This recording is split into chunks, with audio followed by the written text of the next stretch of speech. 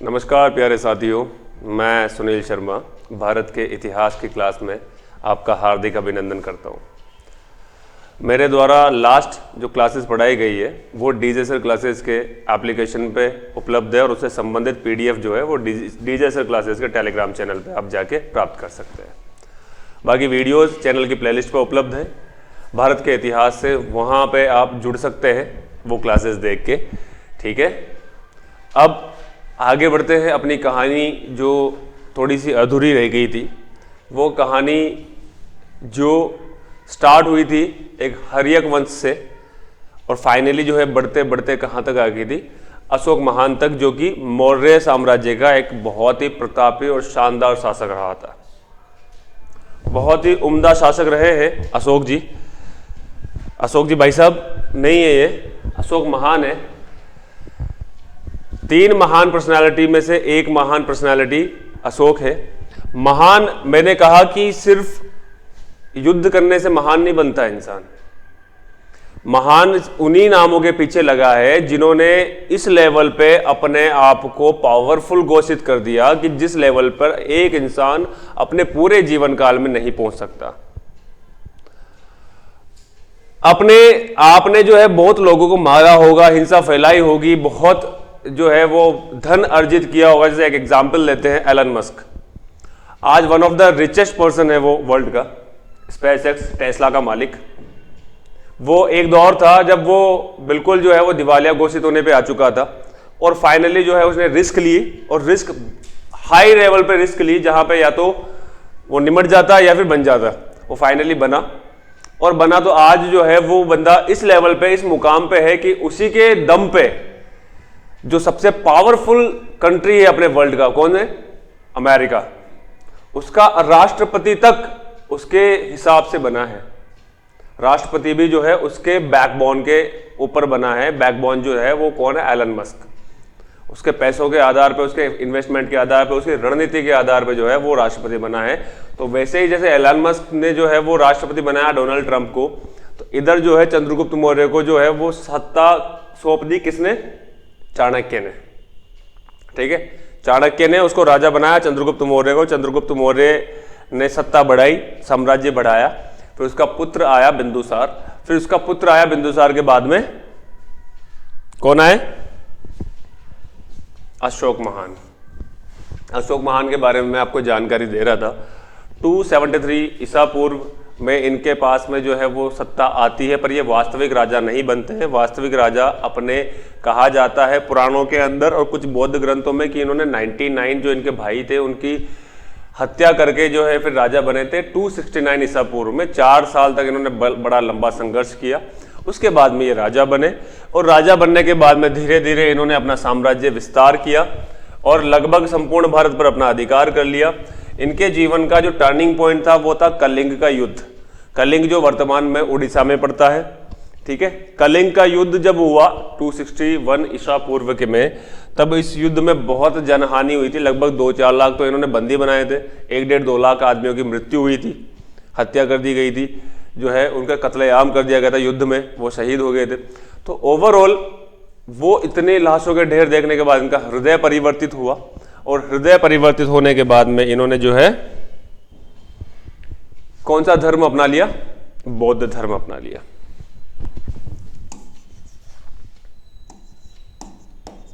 उसके पश्चात कुछ किसके पश्चात? वो कलिंग के युद्ध की बात चल रही है।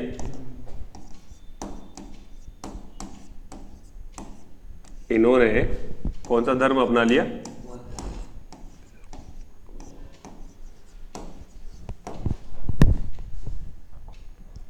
बौद्ध धर्म।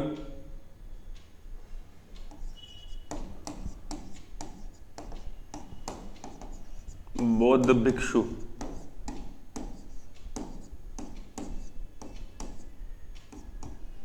उपगुप्त एवं निग्रोध।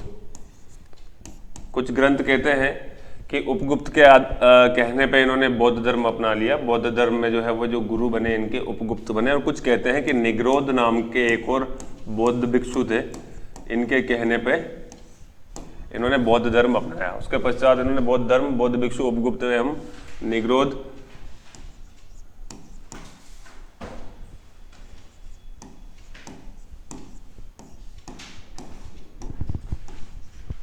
कहने पर अपनाया।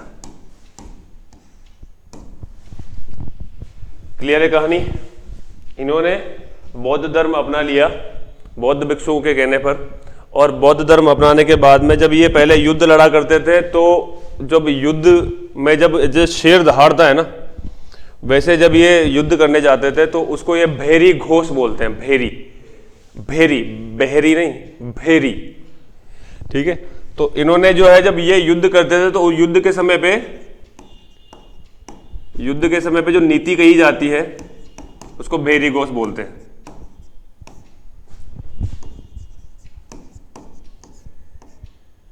भेरी,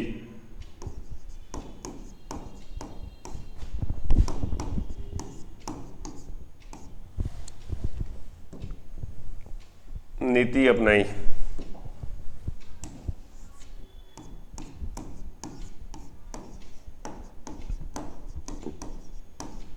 परंतु जब इन्होंने युद्ध करना छोड़ दिया, अहिंसा अपना ली, हिंसा करना छोड़ दिया, तो बौद्ध धर्म स्वीकार कर लिया। तो बौद्ध धर्म के स्वीकारने के बाद में इन्होंने भेरी घोष छोड़ दिया और धम्म विजय अपनाया। धम्म मतलब धर्म का प्रचार करना। बौद्ध धर्म अपनाया तो बौद्ध धर्म का ये प्रचार प्रसार करने लगे उसके बाद में, तो उस नीति को क्या बोलेंगे? धम्म विजय।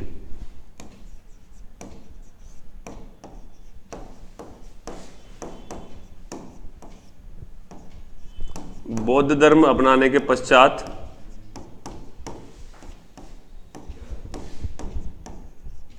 इसके स्थान पर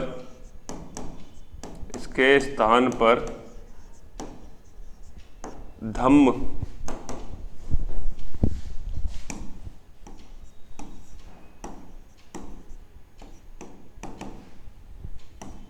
लिख लो कोष्टक में जानने के लिए, धर्म का प्रचार प्रसार।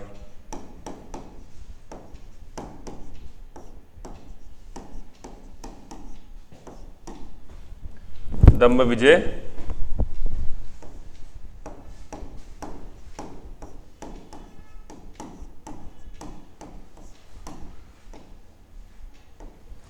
समझ में आ रही है ना कहानी?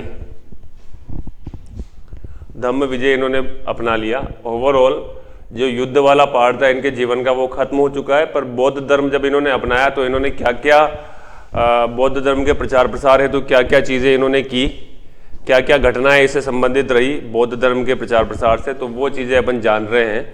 ठीक है, तो पहले ये भेरी घोष में विश्वास करते थे। जब भी जो है वो जैसे वो बजते हैं ना, बड़े बड़े नगाड़े बजते हैं, ढोल नगाड़े बजते हैं कि भाई जो है वो एक बड़ा सा जो है वो एक ध्वनि के लिए एक जो बोलते हैं ना वो पोपाड़ा जिसको बोलते हैं, अपने जो शादी ब्याह में नहीं आता क्या, तो वैसे बड़े बड़े उस टाइम पे जो है वो नगाड़े बजाए जाते थे कि भाई अब युद्ध होने वाला है, तो उसको भेरी घोष बोलते थे। घोष मतलब होता है उच्चारण, ठीक है। घोष जैसे मान लीजिए अपने जो अपने स्वर पढ़ते हैं या ध्वनि पढ़ते हैं आप जब हिंदी के अंदर, तो अपन पढ़ते हैं ना अनुनास, अनुस्वार, अनुनासिक, अपने जो गले से निकलने वाले शब्द होते हैं, तालु, तालव्य, ठीक है।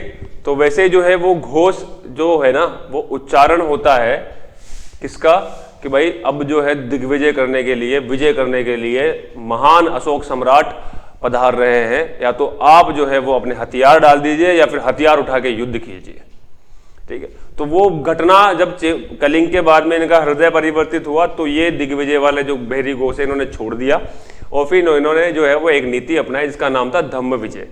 बौद्ध धर्म अपनाया तो उस धर्म का प्रचार प्रसार करने के लिए इन्होंने धम्म विजय नीति अपनाई कि अब जो मैंने अपने जो है वो धर्म स्वीकारा है इसको मैं अब ज़्यादा फैलाऊंगा ताकि लोगों को भी ये शिक्षा मिले कि मैं अहिंसा को अपनाओ, हिंसा में कुछ नहीं रखा हुआ है। क्लियर है यहां तक मामला? लिख लो। एक बहुत महान कवि हुए हैं जिनका नाम है कल्हण। कल्हण का एक ग्रंथ था जिसका नाम था राजतरंगिणी, सुना होगा आपने। तो राजतरंगिणी में जो है वो इनको जो है वो अशोक वर्धन भी कहा है कल्हण की राजतरंगिणी में। और राजतरंगिणी में जो है वो आपने कश्मीर में एक जिले का नाम सुना होगा, एक स्थान का नाम सुना होगा, इसका नाम है श्रीनगर। श्रीनगर इन्होंने बसाया था, अशोक ने। श्रीनगर अशोक ने बसाया था। बिल्कुल, जम्मू कश्मीर की राजधानी भी है श्रीनगर। ठीक है,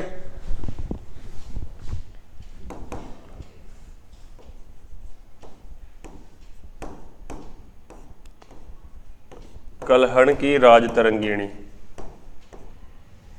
तरंगिणी, कलहन की राज तरंगिणी। राज तरंगिणी किसने लिखी, किसने लिखा ये ग्रंथ? कलहण ने, है ना।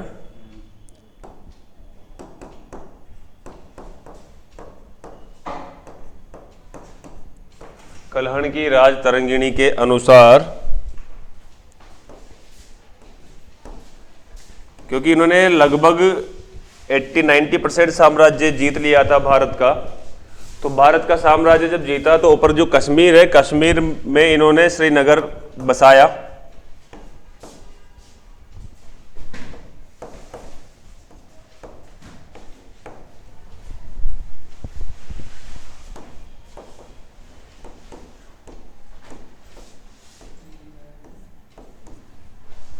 कलहण की राज तरंगिणी के अनुसार कश्मीर में श्रीनगर की स्थापना किसने की?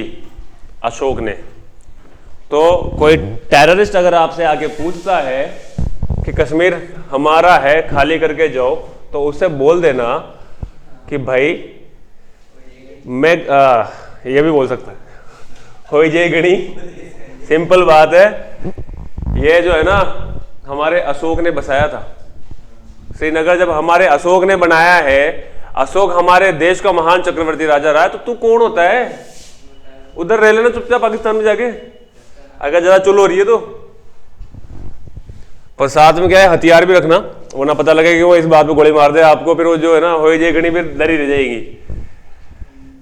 ठीक है, क्लियर है कहानी।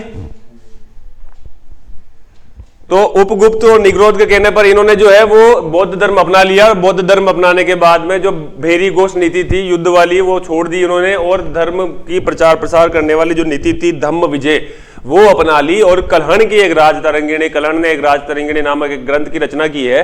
उसमें अशोक के बारे में जब वर्णन किया गया तो उसके अंदर लिखा हुआ है कि कश्मीर में जो श्रीनगर है उसकी स्थापना किसने की? अशोक महान ने। क्लियर है कहानी। जब ये अहिंसक बन गए थे, अहिंसक, हिंसक नहीं, अहिंसक बन चुके थे बौद्ध धर्म अपनाने के बाद में, तो ये जो प्रजा से बिल्कुल पुत्र की तरह प्यार करने लग गए थे, पुत्र की तरह प्रेम करने लगे थे, प्रजा के लिए सब कुछ समर्पित हो चुके थे। ये जियो और जीने दो जो है वो स्लोगन भी इन्होंने दिया था, वो वाली नीति पे ये अपना के जो है इन्होंने जीवन यापन किया आगे। ठीक है, अब उसके पश्चात जो है ना, जैसे ये जब जनता के प्रिय हो गए, वहां रहने वाले जो इनके सत्ता में जो है वो लोग रहते थे उनके प्रिय हो गए, तो उस वजह से कई ग्रंथों में इनको जो है वो देवनाम प्रिय भी बोला गया है। पुराणों में इनको अशोक की जगह अशोक वर्धन भी बोला गया है। ठीक है, तो देवनाम प्रिय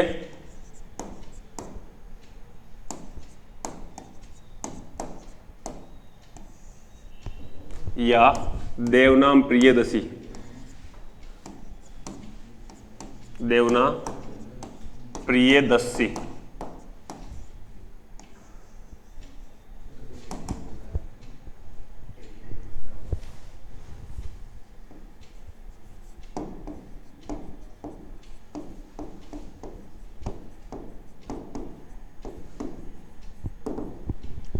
पुराणों में अशोक वर्धन भी कहा है।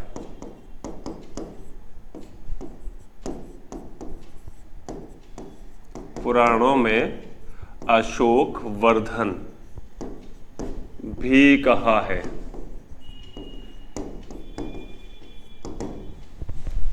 पुराणों में अशोक वर्धन भी कहा है।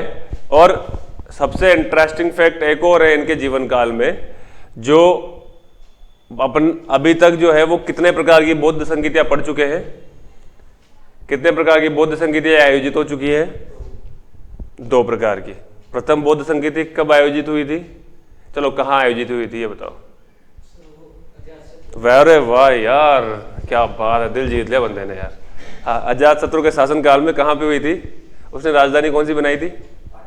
नहीं यार, उसने थोड़ी बनाई थी। ये तो चंद्रगुप्त मौर्य की राजधानी मतलब ऐसे। पाटलिपुत्र तो चंद्रगुप्त, वो तो इतना आगे मत जाओ, पहले तो प्रथम की बात कर रहे हैं। सबसे पहले जो है वो महाजनपद काल में मगध साम्राज्य में जो सबसे प्रथम राजधानी बनी थी वो थी ग्रीवरज। वो किसने बनाई थी? बिंबिसार ने। फिर बिंबिसार का पुत्र हुआ अजातशत्रु, जिसने बिंबिसार की हत्या की, और अजातशत्रु के ही शासनकाल में जो है उसने दूसरी राजधानी बनाई राजगृह। शाबाश, ये भी नाम रोशन करेगा मेरा। राकेश रोशन रखेगा ये नाम, या ऋतिक रोशन रखेगा नाम। तो राजगृह में ही प्रथम बौद्ध संगीति का आयोजन हुआ था। सन भी बता दो, कब हुआ था? 483 ईसा पूर्व, 483 ईसा पूर्व में राजगृह में प्रथम बौद्ध संगीति का आयोजन हुआ था। और उसमें जो है वो सुत्त पिटक और विनय पिटक नामक 2 ग्रंथ उसमें शामिल किए थे, ये हुआ था। फिर द्वितीय बौद्ध संगीति कब आयोजित हुई थी? 383 ईसा पूर्व, इसमें 100 जोड़ दो, ठीक है। कहाँ आयोजित हुई थी? हाँ, वो भी राजगृह में हुई थी। शाबाश, वेरी गुड। हर चीज तुक्के वाली सही निकलेगी।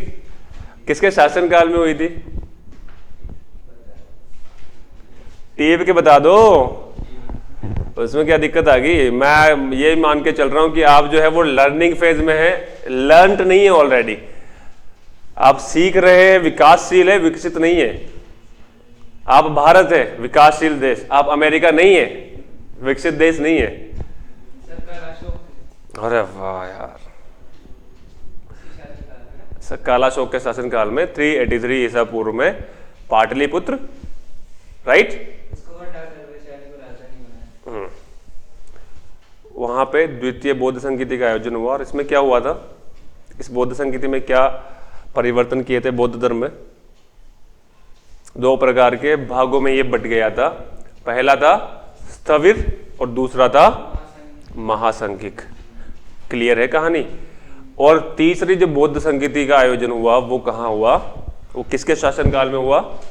अशोक के शासनकाल में। 251 ईसा पूर्व में जो है वो तृतीय बौद्ध संगीति का आयोजन हुआ, ठीक है। क्लियर है? द्वितीय बौद्ध संगीति का आयोजन कहाँ हुआ था? द्वितीय बौद्ध संगीति का आयोजन कहाँ हुआ था? कहाँ हुआ था? शब्दों को तो पकड़ो। कालाशोक में अंदर थोड़ी क्या कराया था उसने, पेट के अंदर। कहाँ हुआ था? स्थान का नाम बताओ ना। हाँ, स्थान का नाम ही लिखा है। राजधानी कौन सी थी कालाशोक की? कालाशोक ने राजधानी कौन सी बनाई थी? तो जब वैशाली बनाई थी तो सिंपल सी बात है, तृतीय बौद्ध संगीति कहाँ आयोजित होगी? अब वो भी लिखाने की आवश्यकता थी क्या, जब ऊपर बात वही चल रही है? लिखवा रखा है क्या? हुआ यार, फिर क्या जान लोगे क्या मास्टर की? इनके शासनकाल में, किनके शासनकाल में? अशोक जी के शासनकाल में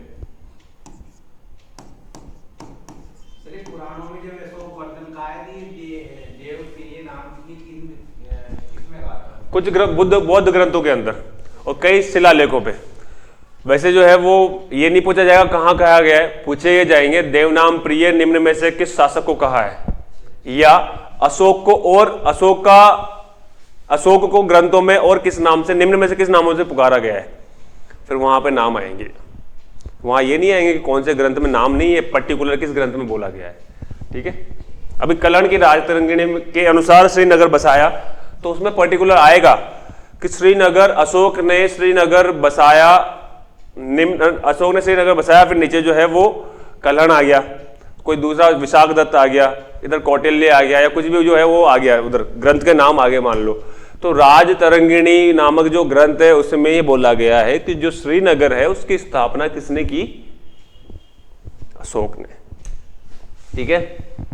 तो इनके शासनकाल में तृतीय बौद्ध संगीति का आयोजन हुआ।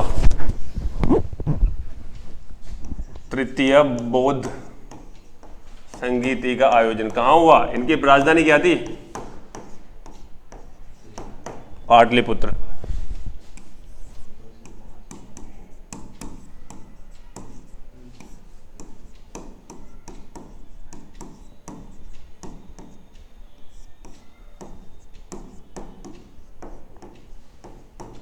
इसमें क्या चीज जोड़ी गई, उधर सुत्त पिटक और विनय पिटक जोड़ चुके हैं प्रथम बौद्ध संगीति में, जबकि पिटक तो 3 प्रकार के थे।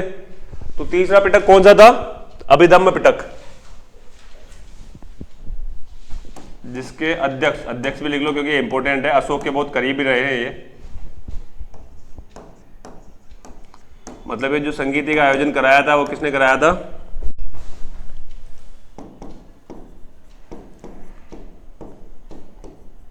मोगली पुत्र तिस।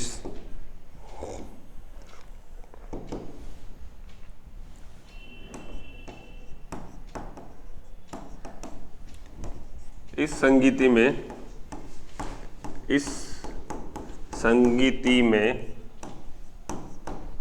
अभिधम्म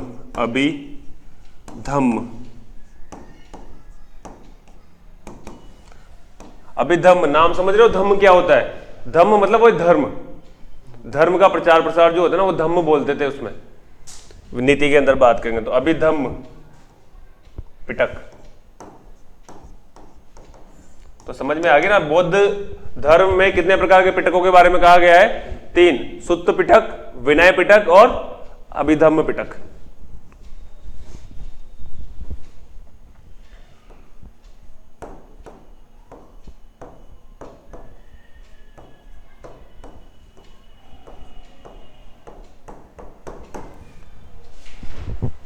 लिखो, इनके शासनकाल में तृतीय बौद्ध संगीति का आयोजन पाटलिपुत्र में हुआ, जिसके अध्यक्ष मोगलीपुत्र तिस, मोगली से याद रखना, मोगली, पुष्पा वो भी बोल सकते हो, और पुष्पा के अंदर जो है ना वो उसको, वो जो ब्लेड लेके घूमता है ना उसका, मोगलिस, अरे वाह यार उसका नाम मोगलिस था। तो मोगलिस से याद रखना, मोगलीपुत्र तिस, जिसने जो है वो क्या किया था, अध्यक्षता की थी किसकी, तृतीय बौद्ध संगीति की अध्यक्षता मोगली पुत्र तिस ने की थी, और उसमें जो है अभिधम्म पिटक जोड़ा गया था। तो इस प्रकार से बौद्ध धर्म में 3 प्रकार के पिटक हो गए, पहला हो गया सुत्त पिटक, दूसरा हो गया विनय पिटक और तीसरा हो गया अभिधम्म पिटक।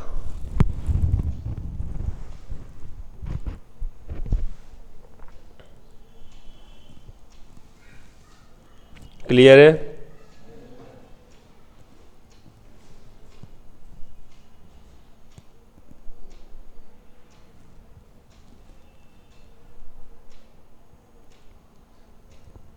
क्लियर है? कहानी समझ में आ रही है? पक्की बात? बढ़े आगे?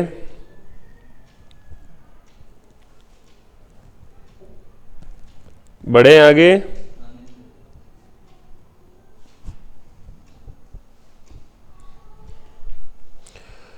तो अशोक जी ने फाइनली जो है वो बौद्ध धर्म अपना लिया है, और बौद्ध धर्म अपनाने के बाद में उन्होंने क्या क्या परिवर्तन किए, क्या क्या चीज़ें हुई उनके जीवन काल में, वो अपन पढ़ रहे हैं।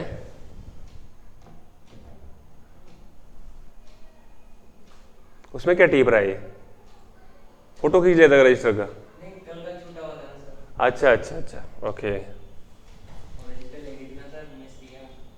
ये कौन है अभी, मिस्रिया? उसको खेलने से पहले मार दो, कि क्लास छुटा दी सर, तो वो पीछे रह गया उनको जी सर से वाला टाइम तो बदल एक लगी ले गया, तो देखो हाँ, जे तरह से वही कौन लेगी? अनुष्का। अनुष्का। तो मिस रिया कौन है ये? वो आदमी ना, तो वही अनुष्का है और वही रिया है, प्रिया भी है। रिया है सर, रिया है। अच्छा, राघव प्रिया वाली प्रिया होगी वो तो, एक रिया का नाम है, बहुत कम। रसिक प्रिया। लेकिन वो जो हमारे यहाँ पे छूटने की बहुत तरीके से उतार पाएगा, बहुत कम कम में चाल है तो ऐसा क्यों करती है? सर। वो शो के बचपन से। शौकीन है वो रजिस्टर ले जाने का। अच्छा, तुम भी मतलब तुम भी पीड़ित रहे हो, ये इसके इनके अलावा, ये भाई साहब के अलावा आप भी पीड़ित रहे हैं कि वो मेरा रजिस्टर ले जाते हैं।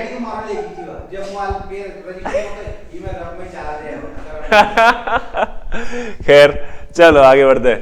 हो गया मामला क्लियर? तृतीय बौद्ध संगीति का आयोजन अशोक के शासनकाल में हुआ था। ये भी लिख लो यार, तृतीय बौद्ध संगीति का आयोजन कब हुआ था? 251 ईसा पूर्व।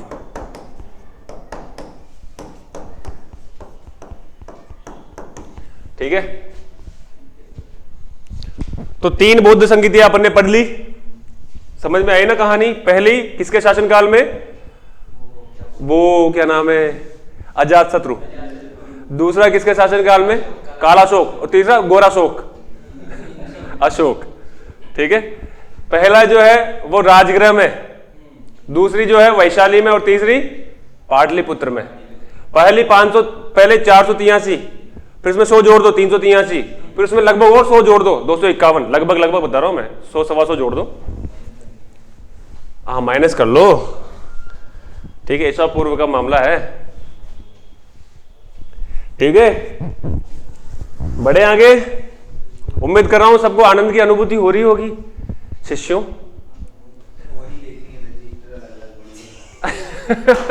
ये क्लेश है जीवन का। सबसे बड़ा एक बात बताओ, मैं क्या करना, भाड़ में जाने दो सबको। जब ये क्लासेस जो मेरे अपलोड होगी ना, महाजनपद काल वाली, इसको उठाना, फास्ट फॉरवर्ड थीम पे लगा लेना प्ले से 1.25 पे, उसको लगाने के बाद उससे लिख लेना, क्योंकि जो मैं यहां लिखाता हूं वही रजिस्टर में है। मैं बोल के तो लिखाता ही नहीं हूं आपको, कि वो जैसे वो पढ़ाते हैं ना कि भाई मार साहब पढ़ाते थे गवर्नमेंट स्कूलों में, बोलो बच्चों ऐसे तो मैं लिखाते हैं, जो यहां लिखा रहा हूं वही आपको लिखना होता है। और जो मैंने इससे संबंधित जो कहानियां सुनाई है वो भी याद हो जाएंगी इस बहाने। तो रिवीजन का रिवीजन, एक रजिस्टर में पूरा मामला आ जाएगा। जो अलग अलग रजिस्टर है ना, बजाय ये इसकी तरह मत करना, ये जो ये कर रहा है। सबसे बढ़िया जो ना क्लास में से देखना, तब मजा आएगा लिखने का भी। तो उससे क्या है, कहानी रिवाइज हो जाएगी।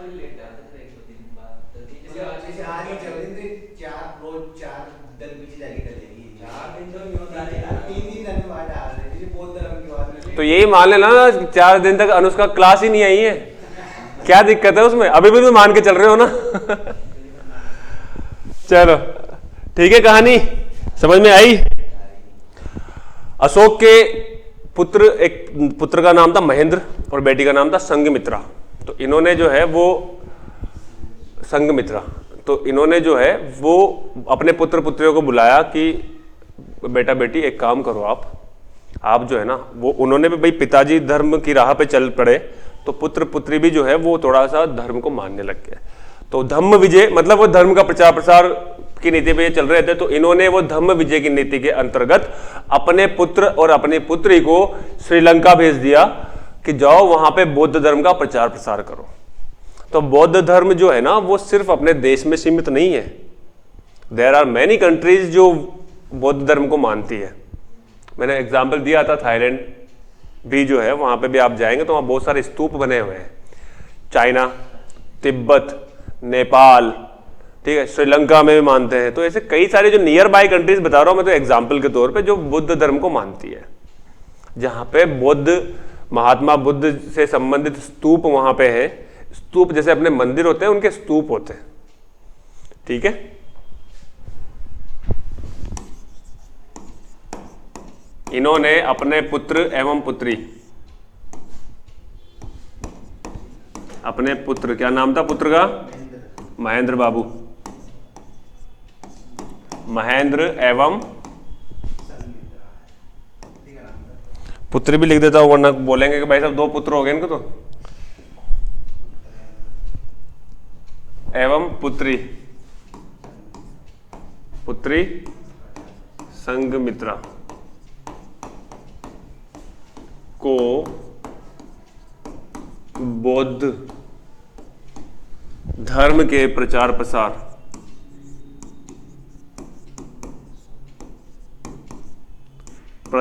और प्रसार करने हेतु कोई शब्द समझ में नहीं आए तो बता देना। श्रीलंका भेजा, श्रीलंका भेजा, ठीक है, श्रीलंका भेजा। श्रीलंका की कहानी राजीव गांधी के ज़माने से बड़ी जुड़ी हुई है। राजीव गांधी की जब हत्या की गई थी तो श्रीलंका का आतंकवादी संगठन था लिट्ठे, उन्होंने ही की थी। और श्रीलंका में जो है वो इनके बीच में विवाद वाली जो स्थिति है ना, वो तब से चली आ रही है जब से राजीव गांधी का शासन अपने देश पे हुआ करता था एज अ प्रधानमंत्री, as a prime minister. Rajiv Gandhi प्रधानमंत्री कब बने थे? जब इंदिरा गांधी की हत्या हुई थी। इंदिरा गांधी की हत्या कैसे की थी? उन्हीं के जो 2 गार्ड थे उन्होंने क्या किया था, उस टाइम पे सिख कम्युनिटी पे थोड़ा सा फोकस आउट किया था।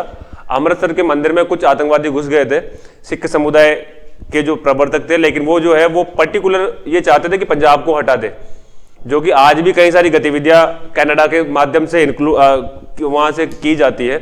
जैसे मान लीजिए हुआ था सिद्धू मूसेवाले की जब हत्या हुई थी, तो हत्या सिर्फ इसलिए की गई थी ऐसा कहा जाता है, बाकी तो पता नहीं, एक्यूरेट तो रीजन नहीं है। लेकिन वो जो है ना वो गन कल्चर को ज्यादा बढ़ावा दे रहा है। अभी पंजाब के अंदर जो सबसे ज्यादा जो चीजें की जा रही है वो मतलब जो गर्त में जा रहा है ना वो पंजाब, वहां की जो यूथ कम्युनिटी है, क्योंकि वो नशे के बड़े आदी हो गए वहां पे। उड़ता पंजाब मूवी बनी शाहिद कपूर की, वो थोड़े से फैक्ट पे है जो वहां पे होता है। ड्रग्स बहुत ज्यादा लेने लग गए वहां के जो नौजवान है, नौजवान जो अपने एज के जो लोग होते हैं, ठीक है, हाँ, कॉलेज वाले लड़के जो है उनको मतलब वो ड्रग्स की लाइन में धकेल दिया गया। हाँ, और दूसरा जो है वो खालिस्तानी जो समर्थक है, मतलब वो चाहते हैं कि हमारा पंजाब को अलग कर दो। हमारे जैसे पाकिस्तान अलग बना है, इंडिया अलग बना है, तो वैसे हमारे पंजाब को अलग कर दो। तो वो खालिस्तानी समर्थक जो थे उस टाइम पे, उनका एक लीडर था और वो अमृतसर के मंदिर में जाके छुप गया था, क्योंकि उधर से मिलिट्री भेज दी गई थी इंदिरा गांधी के माध्यम से। और जब मिलिट्री भेजी, अब अमृतसर का मंदिर बहुत ही पावन जगह है, बहुत ही पवित्र स्थान है वो, सबसे मेरे हिसाब से सबसे बड़ा मंदिर है वो अपने यहाँ का, सिख कम्युनिटी का भारत के अंदर। अमृतसर का स्वर्ण मंदिर जो है सबसे ज्यादा क्षेत्रफल में भी फैला हुआ है। तो वहां पे अब फिर भी जो है ना भाई घुस तो गए अंदर, पर इंदिरा गांधी जो थी वो इंस्टेंट डिसीजन लेने वाली लेडी थी। इमरजेंसी नाम की एक मूवी बनाई अभी रिसेंटली कंगना रनौत ने, उन्हीं पे बेस्ड है। इंदिरा गांधी ने जो है वो छूट दे दी। पहले तो जो है वो थोड़ा सा रहा इश्यू कि यार अगर अपन ने जो है वो सब जितने भी अंदर के लोग थे बाहर निकाले, पर कुछ लोगों को उसने अंदर जो है वो गिरफ्त में रख लिया। अब बाहर से हमले स्टार्ट हुए फाइनली, भाई बाहर निकल ही नहीं रहा था, 2 दिन हो गए 3 दिन हो गए उसको यार। वो अंदर से हमले अपनी सेना पहले स्टार्ट नहीं करती है, सामने से स्टार्टिंग हुई तो रिटेलिएट कर देंगे, विरोध करेंगे उसका, तो विरोध करेंगे। तो उन्होंने जो है हमला स्टार्ट किया और जो है अमृतसर के स्वर्ण मंदिर को बड़ा नुकसान पहुंचा था उस टाइम पे। तो बड़े लोग क्रोधित हो गए थे, और जो समर्थक नहीं थे ना खालिस्तानी के, वो भी समर्थक हो गए थे, क्योंकि अपने धर्म पे कौन सहेगा चीजें, सिंपल सी बात है। तो सिख कम्युनिटी बड़ी नाराज हुई उस टाइम पे। और जो है इंदिरा गांधी के जो पर्सनल जो सिक्योरिटी गार्ड्स होते हैं, पर्सनल सिक्योरिटी गार्ड्स में उस टाइम पे 2 सिख कम्युनिटी के 2 जवान भी तैनात थे जो उनके पर्सनल बॉडीगार्ड थे। कहा था उनके जो पीए वगैरह ने भी कि सर कि मैम इनको हटा दीजिए, पर उसने कहा कि अगर मैं हटा दूंगी ना तो वैसे सिख कम्युनिटी बड़ी नाराज है अभी, वो और यूं बोलेंगे कि देखो भाई साहब हमारे जो है ना हमारी कम्युनिटी के लोगों को भी हटा दिया वहां से। तो नहीं हटाया, लेकिन वो चीज जो है उन पे भारी इतनी पड़ी कि वो फाइनली जब वो निकल रही थी संसद के लिए, और वहां पे वो दोनों जो गार्ड्स थे उनके जो सिख कम्युनिटी के थे, उन्होंने उन पे हमला किया और इंदिरा गांधी की वहां पे हत्या हो गई थी। 5-7 गोलियां उनके लगी थी बॉडी के अंदर, ठीक है। तो बेसिकली फिर उसके बाद में जो है राजीव गांधी ने सत्ता संभाली थी, और राजीव गांधी ने सत्ता संभाली तो श्रीलंका के साथ में थोड़ा सा मामला उस टाइम पे भी राजीव गांधी का खराब चला। फिर उन्होंने संभाली चीजें, लिट्ठे वगैरह को भी संभाला, ठीक है। जो वहां पे श्रीलंका में अंदरूनी जैसे बांग्लादेश में स्थिति हो रखी है ना अभी, वैसे श्रीलंका में हो गई थी उस टाइम पे, ठीक है। तो बेसिकली क्या है कि जो घटनाएं हुई अभी तक वो श्रीलंका से रिलेटेड, मैं आपको कहानी बता रहा हूं। ये घटनाएं जो है वो श्रीलंका में धर्म के प्रचार प्रसार के लिए किनको भेजा था? अशोक जी ने अपने पुत्र और पुत्री को, महेंद्र और संघमित्रा को, कि जाओ और बौद्ध धर्म का प्रचार प्रसार करो उस जमाने में, ठीक है। जो यूपी बिहार है वहां से श्रीलंका गए थे, वो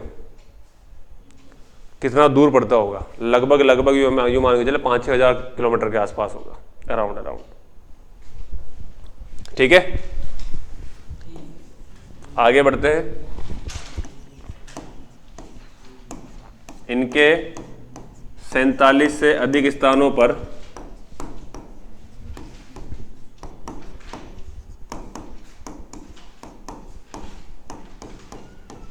एक 150 से अधिक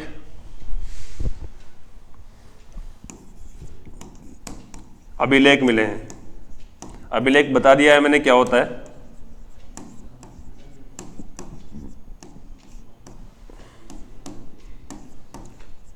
अभिलेख मिले हैं,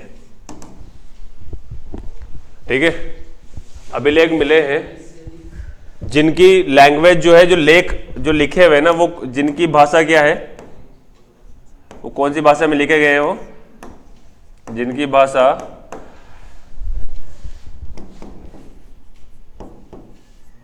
ब्राह्मी या खरोष्टी या प्राकृत।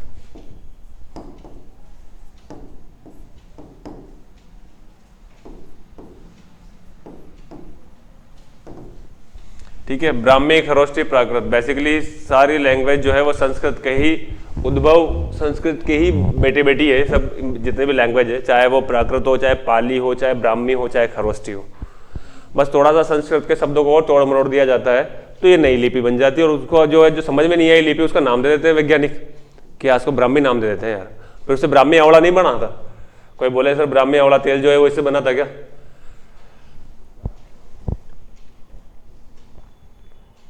ब्राह्मी लिपि जो है, ब्राह्मी भाषा में, मतलब ब्राह्मी लिपि में वो लेख लिखे गए हैं।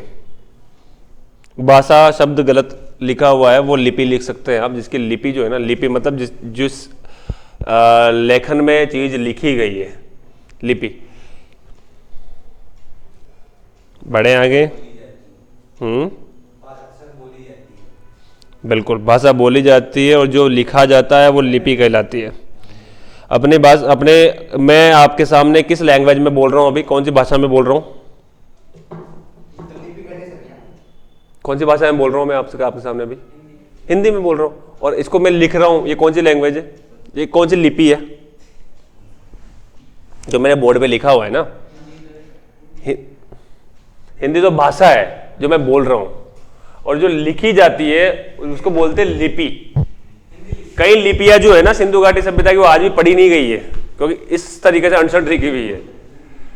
हिंदी की लिपि जो है ना वो देवनागरी होती है काकाओं। अपने संविधान में हिंदी की जो लिपि है उसको देवनागरी कहा जाता है। चलो, राजस्थानी लैंग्वेज अपन बोलते हैं, मारवाड़ी बोलते हैं, हाड़ौती बोलते हैं, ढूंढाड़ी बोलते हैं, रांगड़ी बोलते हैं, मालवी बोलते हैं। ये जितने भी लैंग्वेजेस है, इनकी लिपि क्या है? राजस्थानी की लिपि क्या? राजस्थानी भाषा है। ठीक है, जो राजस्थानी अपन बोलते हैं ना भाई, उसको भाषा बोलते हैं। राजस्थान में जो भी भाषा बोली जाती है, जो आप बोलचाल की भाषा में जो अपन यूज करते हैं बात करने के लिए, वार्तालाप के लिए, उसको भाषा कहेंगे। और उसको अगर लिखने चले, बोर्ड पे मैं लिखूं, तो उसको बोलेंगे लिपि। और लिपि जो है वो राजस्थानी भाषा ही क्या होती है? मुड़िया। मोड़ मोड़ के लिखा जाता है तो मुड़िया। ठीक है, हालांकि खैर आपके सिलेबस में जो है वो राजस्थान से संबंधित नहीं है। राजस्थान से संबंधित होती तो इतनी अनोखी अनोखी बातें आपको जानने को मिलती है जो शायद किताबों में नहीं मिली होंगी। खैर,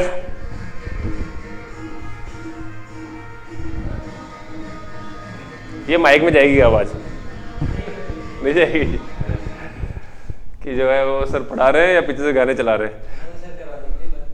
अच्छा, ऐसा है उन्हीं का परिवार के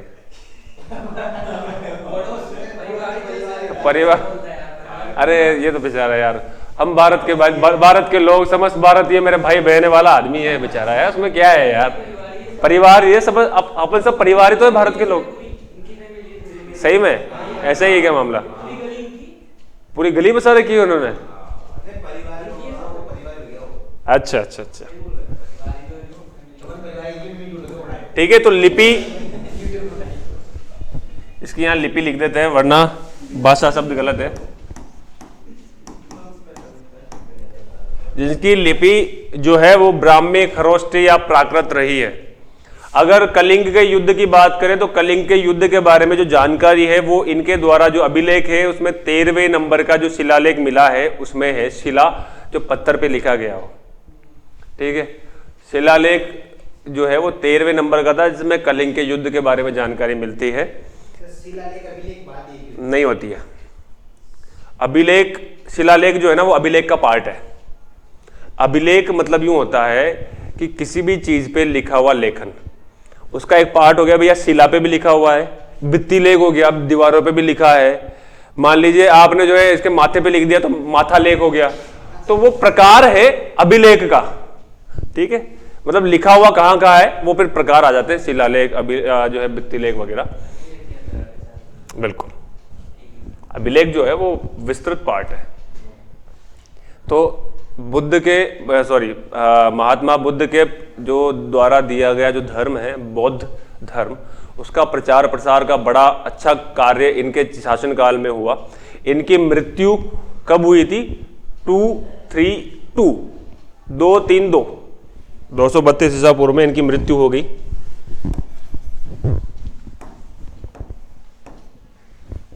वाह यार, 282 लग रहा है ये तो। अशोक जी भाई साहब चल निकले।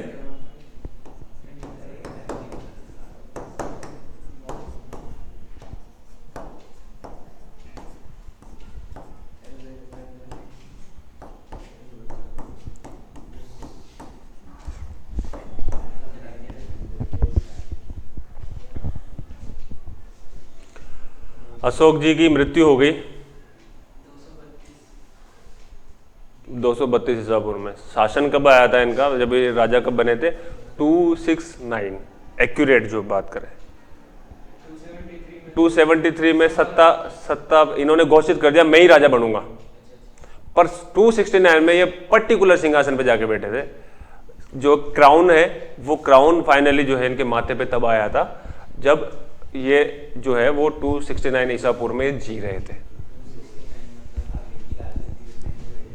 ठीक है, समझ में आई कहानी? ये अशोक महान की कहानी है। इनके शिलालेख रहे हैं कई जगहों पे, क्या रहे हैं, कई जगहों पे क्या रहे हैं। एक जो प्रसिद्ध शिलालेख आप अगर पढ़ना चाहो, लिखना चाहो तो वो भी लिख लेते हैं, सारनाथ का स्तंभ। सारनाथ का स्तंभ जिसपे जो 4 सिंह जो है, जो 4 सिंह एक दूसरे से पीठ टिकाए हुए हैं, जिसमें अपन को 3 दिखते हैं, वो अशोक स्तंभ जो है, अशोक चिन्ह जो है वो आज अपने संसद ने भी अपनाया हुआ है। भारतीय पुलिस में भी जो है वो रहते हैं, उसके जो क्या बोलते हैं उसको, प्रतीक चिन्ह बोल सकते हैं आप। ठीक है, तो ये कहाँ से लिया गया है? सारनाथ के अशोक स्तंभ से लिया गया है। ठीक है, कहानी लिखा हूं या फिर याद रहेगा? याद तो क्या है? अच्छा, तो इसलिए तो मैं कह रहा हूं कि क्लास देखा करो बजाय लिखने के। मेरा कोई उद्देश्य नहीं है कि क्लास देखने से मुझे कोई लालच है, उससे ये रहेगा कि जो कहानी जो गला में आपके सामने यहाँ पे अपना आप हथेली पे रख देता हूँ ना, चीज़ें जो अनोखी बता देता हूँ, कहानियाँ जोड़ जोड़ के बताता हूँ जो वास्तविकता में, तो वो उसके माध्यम से आपको जो लिख रहे हो वो याद रहेगी। फिर आप भले से रजिस्टर में लिखो ना लिखो, दिमागी तौर पे ये फ्री रहोगे कि चलो यार चीज़ याद है यार। ठीक है,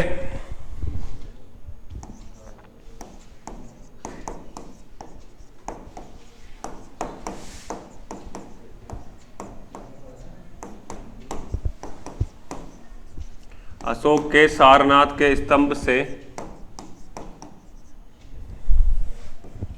वर्तमान सरकार ने अशोक चिन्ह लिया।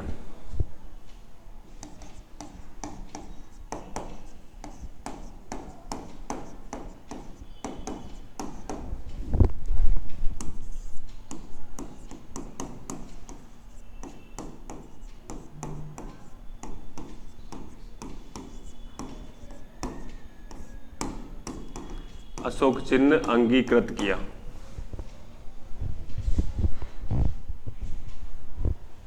अशोक के सारनाथ के स्तंभ से अशोक चिन्ह लिया गया। क्लियर है कहानी?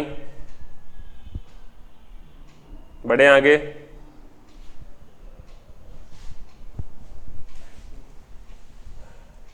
बढ़े आगे।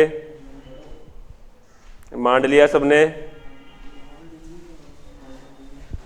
पक्की बात? ठीक है, बढ़े आगे।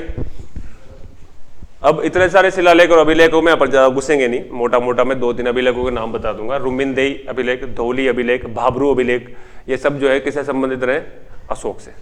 ठीक है, गुहा अभिलेख, गुहा, रुमिनदेई, ठीक है, भाबरू, धौली, मतलब ये स्थान है, ये जो है ना ये स्थान है, इन स्थानों पे ये अभिलेख है।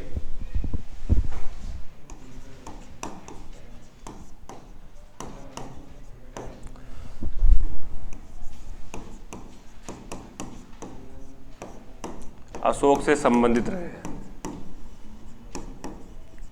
तो मतलब समझ जाना कि ये नाम जहां पे भी आएंगे तो वो अशोक महान से संबंधित रहे हैं। इसी के साथ में जो है वो अशोक की कहानी का अंत अपन करते हैं। अशोक के बाद में जो राजा आए उनमें किसी में दम नहीं था, सब जो राजा थे वो बिल्कुल बिना काम के थे। तो जो बाहर से जातियों का आक्रमण स्टार्ट हो चुका था, तो बाहर से जो विदेशी आक्रांता आए उन्होंने जो है वो यहाँ जो आगे इनके वंश के शासक रहे हैं 2-3 उनको हराया, और एक फिर उसके बाद में एक शुंग वंश की स्थापना हुई। पुष्यमित्र शुंग करके एक शासक था जो आया और उसने उसको हराया। इसके जो आगे जो भी इनके क्या बोलते हैं वंशज रहेंगे, ठीक है, उनके की दम किसी में था नहीं इनके बाद में।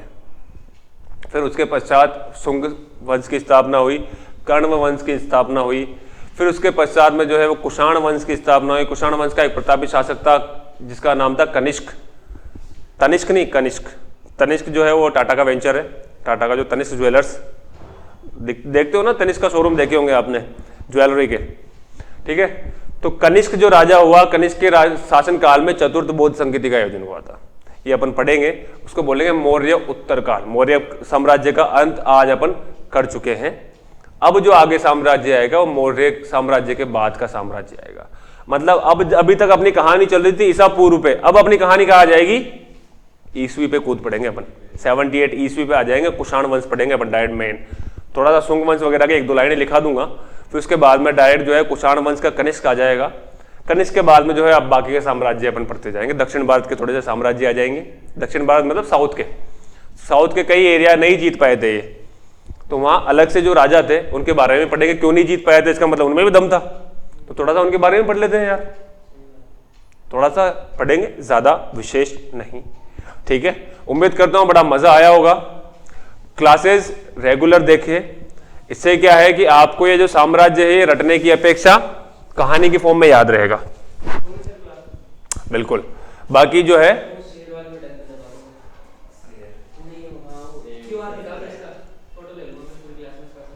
अच्छा 1 मिनट, हाँ बिल्कुल ठीक। कौन सा वाला शेयर, पहले इसको सेव तो कर लेता हूं मैं।